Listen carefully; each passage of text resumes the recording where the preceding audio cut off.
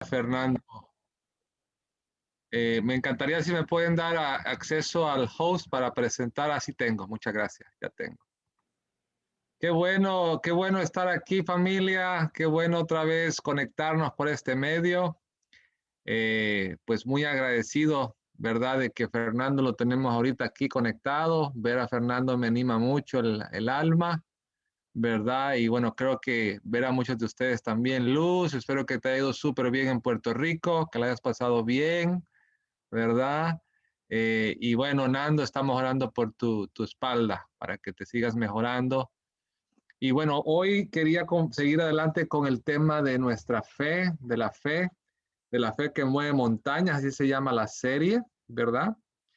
Y solo para recordar, la serie comenzó con segunda de Pedro 1 del 3 al 11, hace dos reuniones para atrás. Esa fue la escritura que usamos y aquí la voy a presentar. Déjenme, aquí está. Vamos a presentar. Y esta fue la que se usó, si se acuerdan. No, segunda de Pedro 1 del 3 al 11, la voy a leer. Dice, todas las cosas que pertenecen a la vida y a la piedad nos han sido dadas por su divino poder, mediante el conocimiento de aquel que nos llamó por su gloria y excelencia. Por medio de ellas nos ha dado preciosas y grandísimas promesas para que por ellas ustedes lleguen a ser partícipes de la naturaleza divina, puesto que han huido de la corrupción que hay en el mundo por causa de los malos deseos. Por eso ustedes deben esforzarse por añadir virtud a su fe, conocimiento a su virtud, dominio propio. Creo que hay alguien con el audio que se está escuchando ahí, ¿verdad? Ok, ya. Gracias. Entonces dice, vamos a versículo 5, por eso deben ustedes esforzarse por añadir virtud a su fe. Mira qué interesante, a su fe, conocimiento a su virtud, dominio propio al conocimiento, paciencia al dominio propio, piedad a la paciencia y afecto fraternal a la piedad y amor al afecto fraternal. Si todo esto abunda en ustedes, dice nuestro Dios, serán muy útiles y productivos en el conocimiento de nuestro Señor Jesucristo. Quien no tiene todo esto es corto de vista o ciego y ha olvidado que sus antiguos pecados fueron limpiados. Por eso, hermanos, procuren fortalecer su llamado y elección. Si hacen esto, jamás caerán. Qué increíble promesa, ¿no? De esta manera se les abrirá de par en par las puertas del reino eterno de nuestro Dios, de nuestro Señor y Salvador Jesucristo. Entonces, aquí vemos, ¿verdad?, la importancia de poner la fe como ese fundamento principal donde se construye nuestra vida cristiana. Entonces, también vimos beneficios, ¿no?, que nos permite, dice, ser útiles, serán útiles y productivos en el conocimiento de nuestro Señor Jesucristo. Dice también otro, es que si procuramos fortalecer esto, dice, jamás caeremos. No significa que no vamos a pecar, significa que nuestros corazones no se van a endurecer y se van a alejar de Dios, es lo que quiere decir. Y después nos dice otra increíble beneficio, que de esta manera se les abrirán de par, dice, se abrirán de par en par las puertas del reino eterno. Entonces, hacia allá es que estamos yendo. Estos son los beneficios que estamos trabajando, pero obviamente estamos comenzando con la fe.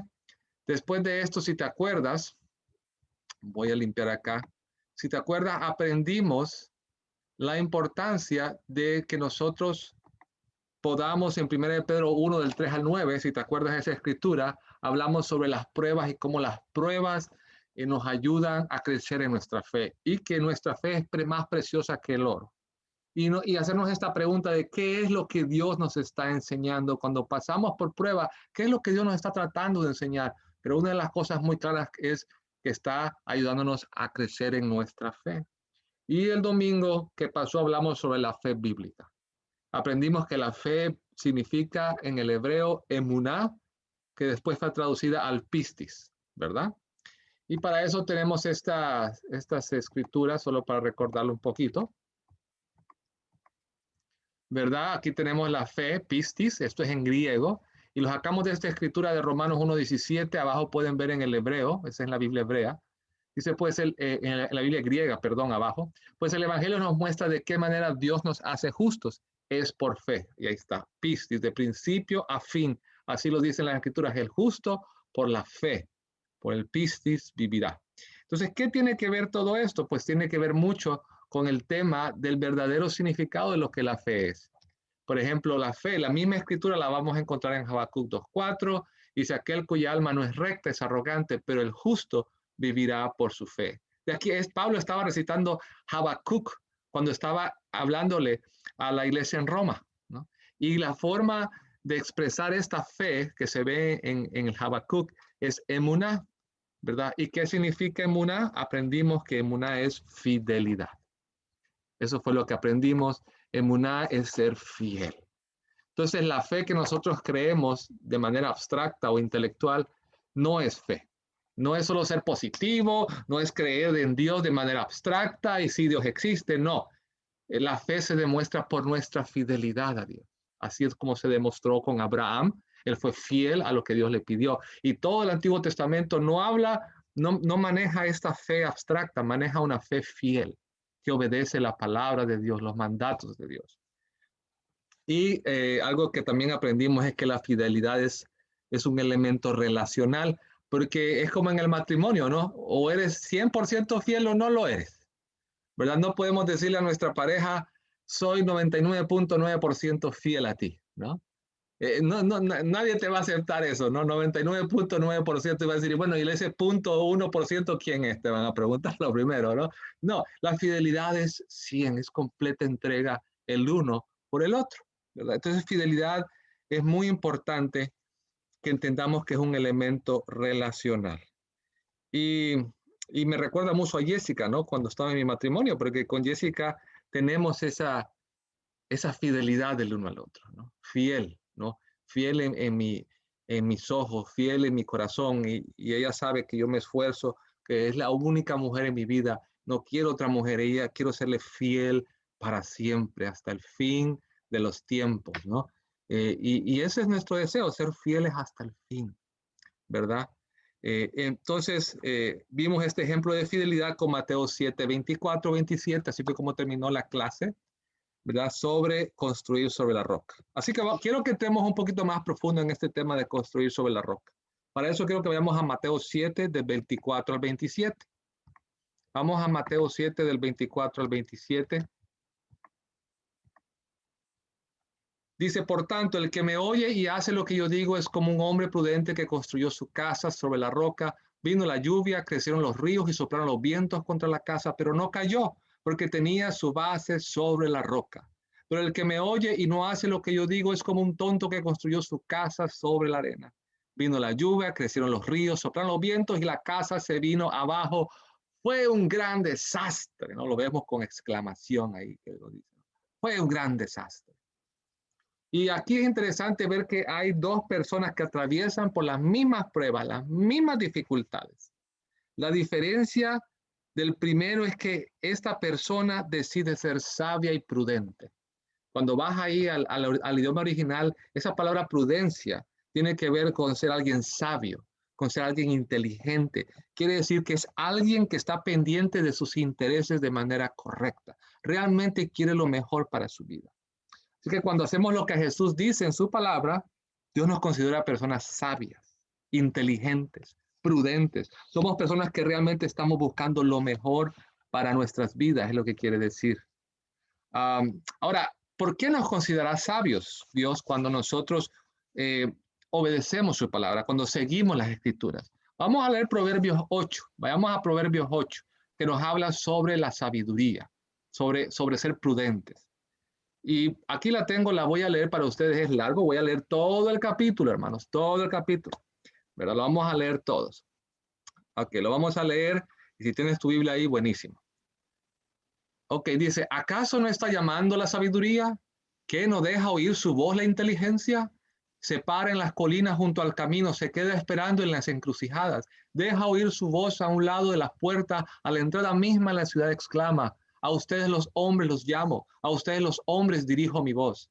Muchachos ingenuos, entiendan, jóvenes necios, recapaciten, óiganme, que lo que voy a decirles son cosas muy justas e importantes. De mi boca solo sale la verdad.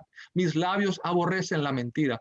Todas mis palabras son precisas. No hay en ellas dolo ni perversidad.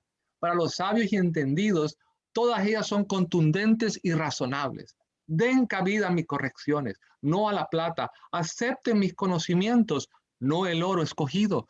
Yo, la sabiduría, valgo más que las piedras preciosas. Ni lo más deseable puede compararse conmigo. Yo, la sabiduría, convivo con la cordura. En mí sí hay el conocimiento y el consejo. El temor del Señor es aborrecer el mal. Yo aborrezco la soberbia y la arrogancia, el mal camino y la boca perversa. En mí se hallan el consejo y el buen juicio. Yo soy la inteligencia, mío es el poder. Versículo 15. Por mí llegan los reyes al trono y los príncipes imparten justicia. Por mí gobiernan los jefes y príncipes y todos los que rigen con justicia. Yo amo a los que me aman y dejo que me hallen los que en verdad me buscan. Las riquezas y la honra me acompañan. Las verdaderas riquezas y la justicia. Seguimos aquí. Mis frutos son mejores que el oro más refinado. Mis ganancias sobrepasan a la plata escogida. Imagínate todo lo que estoy hablando sobre la sabiduría de Dios. Yo voy por el camino recto, camino por las sendas de la justicia, para dar su herencia a los que me aman, para saturarlos de tesoros. Desde el principio el Señor me poseía. Mira, desde cuándo te está la sabiduría. Desde antes de que empezaran sus obras. Desde el principio mismo fue establecida desde antes de que la tierra existiera. Fui engendrada desde los abismos, antes de que existieran los grandes manantiales. Fui engendrada antes de que se formaran los montes y las colinas. Aún no había creado él la tierra ni los campos, ni los primeros granos de arena del mundo, y ya estaba yo ahí, mientras él formaba los cielos y trazaba el arco sobre la faz del abismo. Te recuerda mucho a Génesis, ¿no? Mientras afirmaba las nubes en las alturas, mientras reforzaba las fuentes del abismo, mientras establecía los límites del mar para que las aguas no traspasaran su cauce, mientras afirmaba los fundamentos de la tierra, yo estaba a su lado, ordenándolo todo, danzando alegremente todos los días, disfrutando siempre de su presencia, regocijándome en la tierra, su creación, deleitándome con el género humano. Hijos, por favor, escúchenme. Dichosos los que siguen mis caminos. Sean sabios y prestenme atención. No dejen de lado la disciplina. Dichoso el hombre que me escucha y todo el tiempo se mantiene vigilante a las puertas de mi casa. El que me halla ha encontrado la vida y ha alcanzado el favor del Señor. El que peca contra mí se daña a sí mismo. El que me aborrece ama la muerte.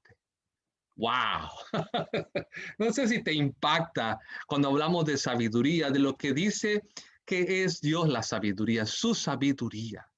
Dice que es más deseable que el oro, que todas las riquezas de este mundo. Dice que existía desde antes que siquiera existiera este mundo. La sabiduría estaba con Dios. Y esto es muy importante porque estas son las personas prudentes, las personas sabias, las que buscan realmente ir a Dios, ir a su conocimiento, ir a sus palabras. Por eso les va bien. Por eso construyen sobre roca. Porque se están yendo a poner su confianza en la palabra de Dios, en la sabiduría celestial de Dios. Por eso nunca les va a ir mal. Por eso van a estar siempre fundamentados sobre roca. Cuando seguimos las palabras de Jesús en la Biblia, nos convertimos en personas sabias. Y te lo voy a resumir aquí. En versículo 7, porque dice que seguimos solo la verdad. En el 8, porque nos volvemos precisos en nuestras palabras. En el versículo 9, nos volvemos contundentes y razonables. En el 10, somos sabios cuando seguimos la palabra de Dios porque escuchamos con un corazón para aprender. En el 15 al 16 dice porque aprendemos a vivir e impartir con justicia. Dice que a través de la sabiduría, a través de la palabra de Dios, es que se levantan los reyes. 22 y 31 dice que la sabiduría de Dios nos ayuda en el presente y nos prepara para el futuro. Lo sabe todo, lo conoce todo, ya sabe lo que ha pasado, lo que va a pasar. Eso es la sabiduría de Dios y nos permite encontrar la vida y su favor, el favor de Dios. Eso, hermanos, querida familia, eso es construir nuestras vidas sobre la roca. Cuando nosotros tenemos eso, estamos construyendo nuestra vida sobre la roca. Así que, ¿dónde podemos encontrar esta sabiduría, esta prudencia? En la palabra de Dios. Ahí la podemos encontrar. La tienes en tus manos todos los días para poder construir sobre la roca y cada vez volverte más parecido a la sabiduría. Y para construir sobre la roca también debemos confiar en lo que la Biblia nos dice y hacerlo. Así que leamos otra vez Mateo 7, el 24 al 27. ¿Qué dice? Vamos a ver Mateo 7, el 24 al 27. Leámoslo nuevamente. Esta parte. Dice en la parte rojita, pero el que me oye y no hace lo que yo digo es como que el que construyó su casa sobre la arena. Nuevamente, ambas personas atraviesan las mismas pruebas, las mismas dificultades. Una construye sobre roca con la sabiduría de Dios, con la palabra de Dios. La otra construye sobre la arena. Y Dios lo llama tonto, bobo, torpe, ingenuo y a veces puede ser hasta demente, ¿no? No seguir la sabiduría de Dios puede volverse como una locura, no querer seguir otra cosa plantado sobre la arena. Y eso es lo que quiere decir en el griego que Dios ve a esta persona como alguien que no lo considera a él en su vida, es lo que quiere decir. Es alguien que no lo considera en su vida. Que en este caso sería que no considera los consejos bíblicos, la Biblia, su palabra, como una dirección para su vida. Y cuando no seguimos las palabras de Jesús, obviamente no estamos siguiendo la Biblia. Entonces nos convertimos en personas imprudentes. O en esta escritura dice tontos. Versículo 5 nos dice que nos volvemos personas ingenuas en el mismo Proverbios 8, ¿no? Nos dice que nos cuesta entender la vida. Te estoy resumiendo lo que yo estudié del Proverbios 8. También en el mismo versículo 5 nos muestra que cuando construimos con la palabra de Dios nos transformamos en personas necias. Cuando no construimos con la palabra de Dios, nos volvemos necios. Nos cuesta recapacitar sobre lo que es bueno. Y es cierto, pienso en mi vida cuando estaba sin Dios. Me acuerdo que era como Frank Sinatra, ¿no? A mi manera, ¿no? Yo era lo que yo hacía, ¿no? No seguía ningún consejo menos de la Biblia. Yo quería hacerlo a mi manera, ¿no? Me acuerdo una vez, aún estando en la iglesia, después de que, gracias a Dios, Dios me tuvo que, pues, pasar por algunos baches para darme cuenta de mi necesidad, ¿no? Y después de que llegué a la iglesia, aún en la iglesia también era necio, ¿no? Seguía siendo necio, ¿no? Me gustaba las cosas a mi manera, como Frank Sinatra, ¿no? Y me acuerdo una vez que estaba llevando al líder de San Pedro Sula en mi auto, él me pidió, fui a la iglesia, a la oficina, y me dijo, hey, ¿me puedes llevar a tal lado? Sí, claro, le digo, ¿no? Se montó conmigo, yo lo llevé, según yo sabía dónde era el lugar que él me decía, íbamos, y no era. Yo digo, ay, pensé que era por aquí, no, pero es por acá. Y me decía, ¿no crees que es por acá? No, por aquí es, le digo, y me voy por allá y nada. Ay, yo pensé que era por acá. ¿Tú no crees que es por allá? Me decía. No, le digo, es por acá, ya voy. Y como 3 veces no le pegué y él me decía, yo creo que tienes que ir por acá, me decía, ¿no? Y yo, no, yo sé, ¿no? Hasta que al final me dijo, creo que Dios te está enseñando algo. Yo creo que Dios te está enseñando algo. ¿Y qué era? Pues mi falta de humildad, ¿no? Creer que yo lo sé todo, que yo lo puedo todo, que yo sé esto, que yo lo otro, ¿no? Y eso es lo que pasa cuando no seguimos las palabras de Jesús. Obviamente no seguimos la Biblia y lo que estamos es que nos cuesta meditar, nos cuesta dejarnos guiar y eso es ser necios, que es algo que Dios ha tenido que estar trabajando en mi vida muchos años y sigue trabajando en mi corazón. Y en el versículo 13 dice que nos ponemos soberbios y arrogantes porque pensamos que nosotros tenemos la verdad o que somos genios, ¿no? Como dicen los argentinos, sos un genio, dicen allá, ¿no? Cuando hablaba con los argentinos, los hermanos, sos un genio, David, dicen, ¿no? Que nos creemos genios, nos creemos que lo podemos resolver todo y eso, ¿no? Y no es verdad, ¿no? Eso es alguien que que está construyendo su vida sobre la arena, en realidad, ¿no? ¿Verdad? Y después el versículo 36 dice que nos dañamos a nosotros mismos, es lo peor, que no es como un harakiri, ¿no? Los que saben, ¿no? Los japoneses no hacen el harakiri, ¿no? Que es que se insertan la espada a sí mismos. Cuando nosotros no seguimos la sabiduría de Dios, nos estamos haciendo un harakiri, ¿no? Es amar la muerte. Ahora, ojo, yo sé que esto no es lo que pensamos, porque cuando yo no estaba con Dios, yo no pensaba que yo estaba haciéndome un harakiri, yo no pensaba que estaba yendo en contra de todo eso. Pero ese es el punto, ¿no? Que nosotros um, tenemos que detenernos a meditar. Y es cierto, me estaba haciendo daño a mí mismo. Por ejemplo, yo soy asmático, hermanos, propenso y fumaba una cajetilla diaria de cigarros. Una cajetilla diaria. Y yo soy asmático. O sea, imagínate. Eso es amar la muerte, ¿no? Pero para mí era como, no, es lo que quiero, ¿no? Um, Relaciones impuras, claro que tuve, y dañaba a la otra persona, porque no era para ella, era para satisfacerme a mí mismo, nada más, no era por amor. Mentía, también mentía. ¿Y qué pasaba con las mentiras? Tú sabes, se vuelve una bola de nieve que después salen las cosas a la luz y pierdes la credibilidad de la gente. Me emborrachaba, tomaba casi todos los días, porque mi familia tenía un restaurante y yo podía pasar ahí tomando si yo quisiera, cuando yo quisiera, ¿no? Me emborrachaba y hacía cosas que después, ¿qué pasa cuando te emborrachas? Te levantas y dices, ah, ¿qué hice? ¿No? Por todas las boberías que uno hizo, ¿no? Dije, ah, ¿qué hice? ¿No? Y te sientes peor. Hablaba mal de otras personas también, destruía la imagen de mi prójimo y por ende la gente no confiaba en mí después o no controlaba mi carácter, muy enojón, terminaba ganando enemigos o la gente más bien se terminaba alejando de mí. O sea, tú pole, o sea, toda esta vida que seguíamos construida sobre la arena, esto es lo que es, me explico, eventualmente es hacernos daños a nosotros mismos, aunque creemos que es bueno, en realidad no es bueno, dice la Biblia, pero la sabiduría es seguir la palabra de Dios, ahí construimos sobre la roca y me estaba dañando a mí mismo, ¿verdad? Y, y cuando somos fieles a la palabra de Dios, entonces no solo tenemos fe verdadera, sino que nuestras vidas son mejores porque estamos construyendo sobre la roca y no sobre la arena, hermanos. Por eso es tan importante eh, amar la palabra de Dios, amarla. Cuando estuve en Panamá tuve el privilegio de estar trabajando para el ministerio, estuve con los universitarios y algo que yo aprendí de mi líder de iglesia en ese entonces en Panamá, era un hombre que amaba la Biblia, la amaba, de verdad, la amaba. Él meditaba, tú le preguntabas algo y él estaba pensando, ¿qué dice la Biblia? ¿Qué dice Dios sobre eso? ¿No? Siempre estaba, y yo la verdad me desafió mucho mi fe. Estuve con él 7 años y después de ese tiempo, gracias a Dios se me pegó algo, ¿no? No, se me pegó eso, se me pegó eso. Yo dije, ¿sabes qué? Yo quiero ser un hombre que ama tu palabra, Señor. No solo que la lee, que me diga, sino que la amo, que no puedo vivir sin ella. Quiero ser fiel a ti. Y es la palabra de Dios la que nos permite ser fieles a Él. Cuando meditamos, la practicamos, buscamos hacerlo lo mejor posible.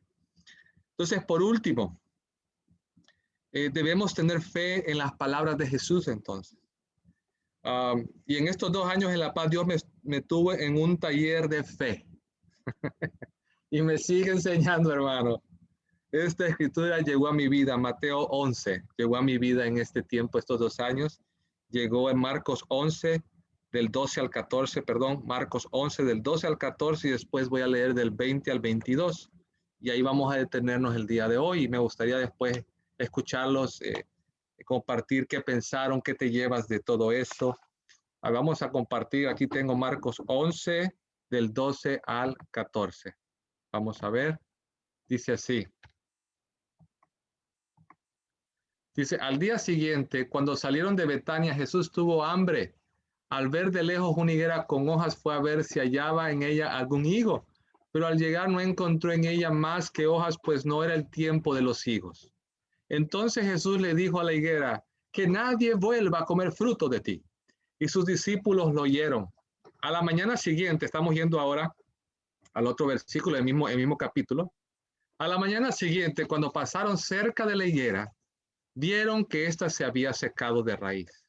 Pedro se acordó y le dijo, mira, maestro, la higuera que maldijiste se ha secado. Jesús les dijo, tengan fe en Dios. Tengan fe en Dios. Y ahí voy a parar. El domingo, si Dios lo permite, vamos a profundizar más en este momento. Pero algo muy interesante que me hacía preguntas durante este tiempo que estaba reflexionando en esta escritura es, ¿por qué se secó la higuera? ¿Por qué Jesús secó la higuera? Decía que pobrecita la higuera, no era tiempo de fruto, ¿no? Dice, ¿no? Dicen que no era tiempo para dar higos, ¿no? Y decía, pucha, suena como un poco injusto esto, pobre higuera, no tenía, pero como no le dio, la secó, pensé yo, ¿no? Y algo que me hacía reflexionar mientras pensaba en esta escritura, oraba a Dios para tratar de entenderla. Y algo que me llamó la atención, que creo que Jesús nos estaba enseñando, que cuando Dios pide algo, Cuando el Hijo de Dios nos pide algo, cuando Jesús nos dice algo, cuando su palabra nos habla, aunque no sea tiempo, aunque sea no el momento oportuno, aunque tal vez no te sientas como que es el momento para dar fe o para dar fruto para muchas cosas en tu vida, debemos aún así creer que Él lo puede lograr, no nosotros. Aunque no sea tiempo, aunque digamos, no, Señor, no estoy listo, como la higuera, no puedo, porque no es mi momento, aunque no sea nuestro momento, pero si Jesús nos pide algo, debemos creer que Jesús lo puede lograr en nosotros, aunque nosotros no lo creamos, pero Él sí puede. Y eso es algo muy importante porque es clave. Reflexionaba que no debemos limitar nuestra fe por lo que nosotros podemos lograr. La fe es sobre lo que Dios puede lograr a través de nuestras vidas, no lo que nosotros podemos lograr con nuestras capacidades. Si se trata de nuestras capacidades, no estaríamos aquí ahorita en realidad. Estaríamos ahorita viviendo nuestras vidas separadas. Pero la fe no se trata de cuán poderosos somos nosotros, se trata de cuán poderoso es quien nos pide las cosas y cómo Él puede trabajar en tu vida y en mi vida, aunque nosotros pensemos que no se pueda. De eso se trata. Por eso Jesús dijo, tengan fe, no en nosotros, tengan fe, no en lo que dice el otro, tengan fe, no en el gobierno, con todo respeto, pero no en el gobierno, no tengan fe en nada, tengan fe en Dios. La fe debe estar dirigida a Dios, a nada más que a Dios, que Dios puede. Y si está escrito, lo hará. Entonces, por nuestras propias fuerzas estamos limitados, hermanos. Tenemos sueños, tenemos cosas que queremos hacer, tenemos a veces errores o fallas del pasado que nos detienen a soñar. Y decimos, no, ya lo intenté, ya lo probé, no puedo, eso ya no creo, ya pasó mi tiempo, ¿no? Decimos otros, ya, mira hermano, yo creía que ya mi tiempo había pasado también, muchas veces. Es más, cuando yo estaba en Panamá, yo salí del ministerio en Panamá y no salí porque por buena persona, salí porque no estaba bien en mi fe. Por eso salí, que no estaba bien en mi fe. Y bueno, gracias a Dios, Dios me abrió puertas y pude sanar muchas heridas en el camino. Y seguía en la iglesia, pero yo sabía que mi fe no estaba bien. Era muy crítico, andaba muy mal en mi fe, no tenía puesta la mirada en Dios, sino en la gente, ¿no? Yo dije, no, y Dios con mucho amor me sanó, me restauró mi fe. Y bueno, seguía trabajando, ¿no? En Caterpillar, gracias a Dios, Dios me seguía ascendiendo, me seguía favoreciendo. Y llegó un punto en mi vida que yo de verdad sentí como que ya me encantaba mi trabajo y era increíble, todo era súper, todo era increíble. Pero yo en lo más profundo sentía que quería hacer algo más con mi vida, que quería hacer mi vida que fuera algo más para Dios, que tuviera más impacto para Dios, ¿no? Y yo le decía a Dios, sabes que yo sé que puede parecer imposible que tú me devuelvas al ministerio, pero es mi corazón y si no, aún así yo voy a trabajar con lo que me des, ¿no? Aunque me queda, voy a dar lo mejor. Pero Dios sabía mi corazón. Fue cuando después llegó una conferencia en Panamá y me pidieron si quería ir a Bolivia. Yo pensé que me estaban bromeando cuando me dijeron eso. Yo pensé que, sí, claro, sí, claro, ¿no? Porque yo pensaba eso, porque era tan ingenuo, porque, porque yo pensaba que no iban a poder pagarme, porque yo ganaba muy bien en Caterpillar, ¿no? Tenía un puesto gerencial y ganaba muy bien. Mi esposa trabajaba para Hewlett Packard también. Los dos éramos gerentes. Entonces yo decía, no, en Centroamérica no van a poder pagarnos lo que ganamos, pues, y no esperábamos eso, pero por lo menos para sostenerlo, ¿no? No van a poder, ¿no? Entonces, para nosotros era imposible, pero no para Dios. Dios dijo, no, pero en Bolivia te mando y los del sur de la Florida te van a apoyar, ¿no? Wow, yo dije, qué increíble, ¿no? Yo no sabía todo esto, pero Dios hace lo imposible, ¿no? Y ahora estoy aquí con ustedes, ¿no? Mira cómo es la vida, ¿no? Y ahora estoy aquí con ustedes. Jamás en mi vida yo me había imaginado que iba a vivir en Estados Unidos. Jamás en mi vida. Para mí esto era imposible vivir en Estados Unidos. Pero para Dios no es imposible. Para mí era imposible ser un ministro. Para Dios no es imposible. Explico, hermano, si alguien te puede decir que yo he tenido errores en el camino, que he fallado como discípulo, que me he tropezado, que me he restaurado y que he perdido la fe, muchas veces soy yo. De verdad, de corazón. Pero Dios una y otra vez me dice que no ponga mi fuerza, que no ponga mis fuerzas en las mías, que no ponga mi enfoque, mi fe en mí, porque yo soy muy limitado, pero que debo creer en Él, en su palabra, porque Él puede hacer milagros en mi vida si yo creo, si yo tengo fe en Él. ¿Me explico? Si yo creo en su palabra, que puede hacer en mi familia, que puede hacer en muchas cosas en mi vida. Es más, Dios convirtió a mi madre cuando yo ni siquiera oraba por ella, para mostrarme que no era por mis fuerzas, era por su poder y su gloria que Él iba a lograr las cosas. ¿Me explico? Y esto no significa que no vamos a poner de nuestra parte, esto no significa que no voy a dar mi corazón, significa que no tengo puesta mi fe en mí o en las personas, sino en Dios, en su palabra. Él lo va a lograr y Él nos va a usar. Así que Dios sigue soñando con tu vida, mi hermano, mi hermana, y sigue siendo el mismo Dios de Abraham. Te cuento que es el mismo Dios de Isaac, el mismo Dios de Jacob. Te cuento que tú sigues al mismo Dios de Moisés y sigues al mismo Dios que levantó de los muertos a Jesucristo. Solo nos pide una cosa a través de su Hijo Jesús en este pasaje. Una cosa. Solo nos está pidiendo, tengamos fe en Dios. Eso es lo que nos está pidiendo. Tengamos fe en Dios. Entonces vamos a seguir viendo más profundo este pasaje el domingo, si Dios lo permite, porque queremos seguir construyendo sobre la roca. Acuérdate, cuando somos fieles a la palabra de Dios, construimos sobre la roca y somos sabios, somos personas sabias. Y vamos a seguir hablando de este tema. Así que te animo a que leas todo el pasaje, si puedes, de Marcos. Léelo, termina lo de leer. Yo me quedé en tengan fe en Dios, pero hay poquito más ahí. Sobre el tema de la higuera y medita sobre lo que Dios te está enseñando en este tiempo para tener una fe que mueve montañas.